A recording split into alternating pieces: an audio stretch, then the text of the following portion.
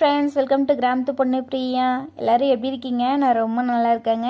இந்த வீடியோவில் காலையிலேருந்து ஈவினிங் வரைக்கும் எப்படி போச்சுன்னு சொல்லிட்டு இந்த வீடியோவில் பார்க்கலாம் வாங்க. காலையிலேயே வீட்டு வேலையெல்லாம் முடிச்சாச்சுங்க. நம்ம கோழிக்கு உடம்பு சரியில்லைங்க. இந்த கோழி வந்து 11 குஞ்சு பறிச்சிருக்குங்க.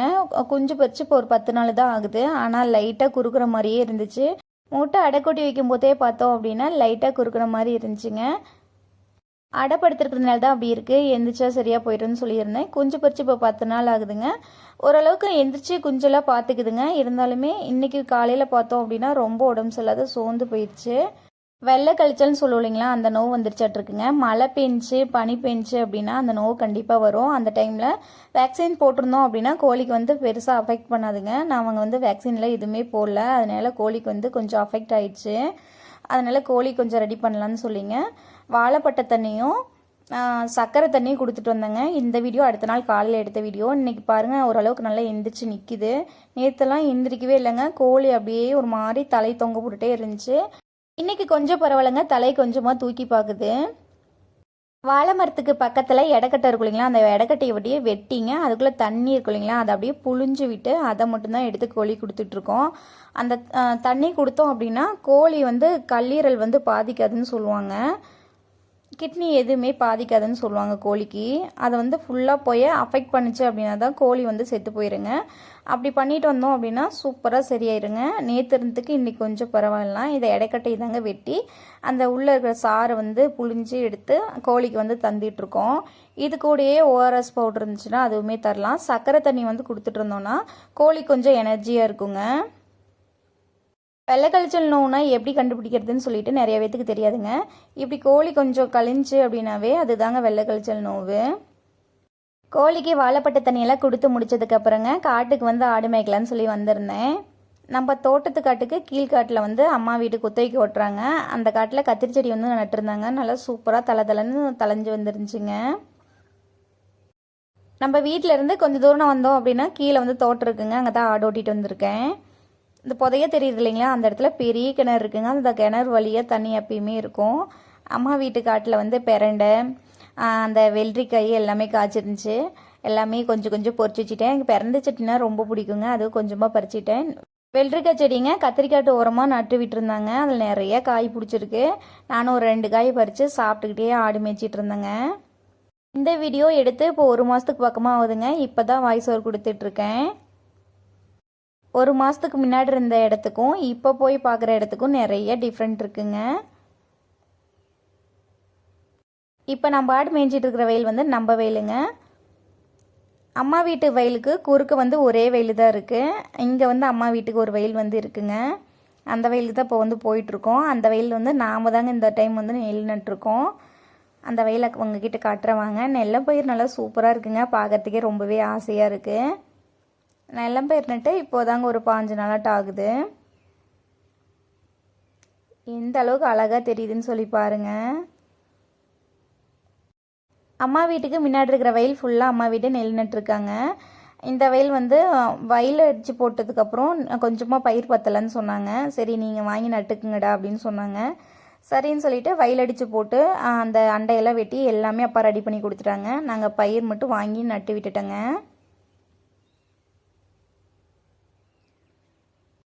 நல்லா சூப்பராக அழகாக இருக்குங்க பார்க்குறதுக்கே. மழை வந்து பெஞ்சிட்டே இருக்கிறதுனால தண்ணி வந்து கொஞ்சமாக திறந்து விட்டுருந்தேன். தண்ணி அதிகமாக இருந்துச்சு அப்படின்னா பயிர் வந்து தலையாதுங்க. பயிர் நட்டு முடித்ததும் உடனே மழை பெஞ்சிச்சு அப்படின்னா அதில் போட்ட உரம் எல்லாமே வெளியே போயிருங்க. இருந்தாலுமே தண்ணி திறந்து விடாத விட்டோம் அப்படின்னா காட்டில் இருக்கிற பயிர் ஃபுல்லாகவே அழுவி போயிடும். கீழே வந்து சோளக்காட்டு இருக்கிறதுனால நல்லா தலைன்னு நல்லா சூப்பராக தலைஞ்சிருக்குங்க. உர தண்ணி போகுது இல்லைங்களா, அதனாலேயே பயிர் இன்னுமே நல்லா கருகருன்னு இப்போ பார்க்குறதுக்கு இன்னும் அழகாக இருக்குது. என்னதான் வீட்டில் வயிறு நம்ம சாப்பிட்டு வந்தாலும் சரிங்க, காட்டில் இந்த வெள்ளரிக்காயை பார்த்தோம் அப்படின்னா சாப்பிடாத இருக்கவே முடியாது. இது கூட உப்பு மிளகாத்தூள் வச்சு சாப்பிட்டோம் அப்படின்னா டேஸ்ட் இன்னுமே சூப்பராக இருக்கும். காட்டில் வந்து நெல்லம்பயிர் நட்டோம் அப்படின்னா தட்டா எங்கிருந்தா வருமோ தெரியாதுங்க. அத்தனை தட்டா வந்து இருக்கும். அந்த ஊசி தட்டா, அந்த பெரிய தட்டான்னு சொல்லிட்டு அத்தனை தட்டா மிஞ்சிட்ருக்குங்க. நாங்களாம் சின்ன பிள்ளையாக இருக்கும்போது எங்கள் வீட்டுக்கு முன்னாடி இருக்கிற வயல் ஃபுல்லாகவே அம்மா வீட்டுக்கு நெல் தான் நடுவாங்க. அந்த வயலில் நிறைய தட்டாம்பூச்சி இருக்குங்க. அப்படியே பார்த்தோம் அப்படின்னா அவ்வளோ தட்டாம்பூச்சி பறந்துகிட்டு இருக்கோம். அதெல்லாம் பிடிச்சி வச்சுட்டு ஜிஎம்க்கு லெட்டர் அனுப்புகிறோன்னு சொல்லிங்க அரும்பில் பிச்சு அந்த தட்டானுக்கு பின்னாடி வந்து சொருவிட்டு ஜிஎம்க்கு வந்து லெட்டர் அனுப்பியாச்சுன்னு சொல்லிட்டு விளாண்டுருப்போம். அதெல்லாம் பார்க்கும்போது அந்த ஞாபகம் வந்துச்சு.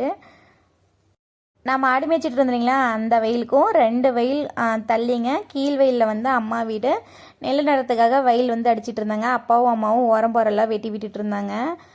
ஆடு மேய்க்கிறத விட்டுட்டு ஆட்டை விட்டுட்டு நான் இங்கே வந்து வேடிக்கை பார்த்துட்டு இருந்தேன். அங்கெல்லாம் வேடிக்கை பார்த்துட்டு ஆடெல்லாம் மேய்ச்சிட்டு வீட்டுக்கு வந்து வந்தாச்சுங்க. வீட்டுக்கு வந்ததுக்கப்புறம் கொஞ்சம் நேரம் ரெஸ்ட்டு போட்டுங்க. ட்ரெஸ் எல்லாம் இருந்துச்சு, எல்லாமே பொறுக்கி போட்டு துவைச்சி போட்டாச்சு. குழந்தைங்க வரத்துக்குள்ளே மோஸ்ட்லி இந்த வேலையெல்லாம் முடிச்சிருவாங்க. குட்டி பாப்பா தண்ணியில் விளாண்டுட்டு மொபைல் எடுத்து வீடியோ எடுக்கிறேன்னு சொல்லி தெரிஞ்சதும் அவரோட ரியாக்ஷன் பாருங்கள். ஒன்றும் தெரியாத பிள்ளை மாதிரி அப்படியே அமைதியாக நிற்கிறான். தண்ணியில் விளையாடாதீங்க அப்படின்னா சொல்கிற பேச்சை வந்து ஒருத்தி கூட கேட்குற மாதிரி இல்லைங்க. அங்கே பாருங்கள், குட்டி பையனும் சின்ன பாப்பாவும் பெரிய பாப்பாவும் சேர்ந்துட்டு தண்ணியில் விளாண்டுட்டு இருக்காங்க. துணி துவைச்சதுக்கப்புறம் சோப்பு பவுரும் அந்த இடத்துல விட்டுட்டு வந்துட்டோம் அப்படின்னா அந்த இடத்துல ஒரு டம்ளர் எடுத்துகிட்டு போய் வச்சு சோப் பவுடரில் கொட்டிங்க மொட்டி விட்றேன்னு சொல்லிட்டு விளாண்டுட்டு இருப்பாங்க. இப்பயும் அதுதான் நடந்துகிட்ருக்கு. குழந்தைங்க ஸ்கூல்லேருந்து வந்ததுக்கப்புறம் தான் நம்ம துணி துவைச்சா தண்ணியில் விளையாடுவாங்கன்னு சொல்லி பார்த்தாங்க. நம்ம என்ன துணி துவைச்சி போட்டாலும் சரிங்க, அவங்க தண்ணியில் விளையாடுறத வந்து மாற்றிக்கவே மாட்டேங்கிறாங்க. நம்ம ஆடெல்லாம் உள்ளே அடைச்சி போட்டிருந்தான். இந்த குட்டியெல்லாம் அந்த வலையை ஓட்ட பண்ணிங்க, ஓட்ட வழியாக வந்து வெளியே வந்துடுது. இப்போயும் அது மாதிரி தான் 2 குட்டி வந்து வெளியே முட்டிகிட்டு வந்துருச்சுங்க. நீ என்னதான் கம்பி வேலி போட்டு வச்சுருந்தாலும் அந்த வலையை பிச்சுட்டு கூட நான் வயிற்று பசி ஆயிடுச்சு அப்படின்னா வெளியே முட்டிட்டு போவேங்கிற மாதிரி 2 குட்டி வெளியே போயிடுச்சுங்க. நம்ம நாய் பாருங்க, கட்டில் போட்டால் தான் நைட்டு தூங்குறங்கிறான், இல்லைன்னா ஒரே சவுண்டுங்க. வீட்டுக்குள்ளார வந்து தூங்க முடியல.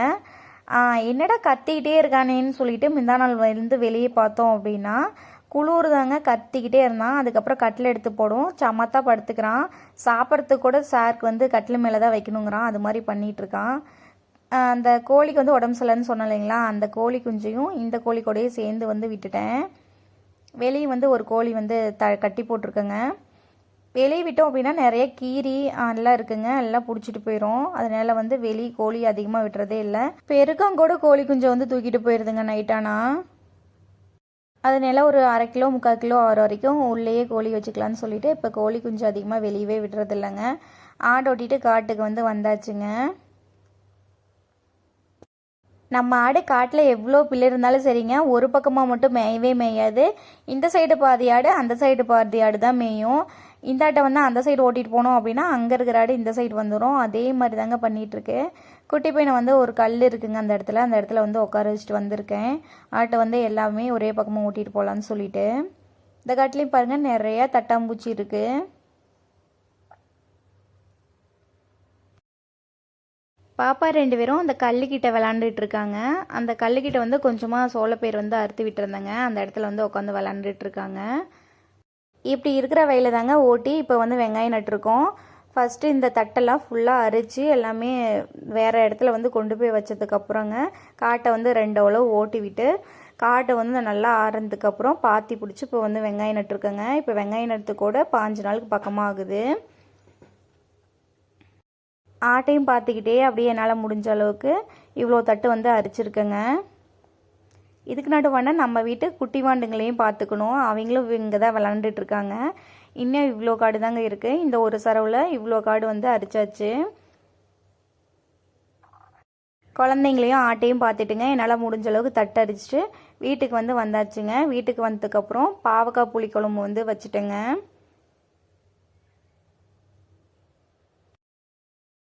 பாவக்காய் புளிக்குழம்பு, வெண்டைக்காய் புளிக்குழம்பு இது மாதிரி வச்சிட்டோம் அப்படின்னா ரசம் வந்து வைக்க தேவையில்லைங்க. வேலை வந்து கொஞ்சம் ஈஸியாக முடிஞ்சிடும். காலையிலுக்கு மீதி இருந்தால் கூட கொஞ்சம் சாப்பிட்டுக்கலாங்க. பாலும் கொஞ்சமாக காய வச்சுருக்கேன். வெள்ளை சுண்டல் வந்து காலையிலேயே ஊற வச்சு வச்சுருந்தேங்க. ஈவினிங் போல் குழந்தைங்களுக்கு செஞ்சு தரலாம் அப்படின்னு டைம் இல்லைங்க. இனிமேல் தாங்க குழந்தைங்களுக்கு வந்து செஞ்சு தரணும். நம்ம வீடியோ மாதிரி கிராமத்து லைஃப் ஸ்டைல் உங்களுக்கு பிடிக்கும் அப்படின்னா நம்மளோட வீடியோ கண்டிப்பாக சப்ஸ்கிரைப் பண்ணி வச்சுக்கோங்க. கண்டிப்பாக மறந்துடாமல் ஒரே ஒரு லைக் பண்ணுங்கள். அப்போ தாங்க நம்மளோட வீடியோ வந்து யூடியூப்பில் கொஞ்சம் முன்னாடி எடுத்துகிட்டு போய் காட்டும். ஓகே, பாய்ங்க.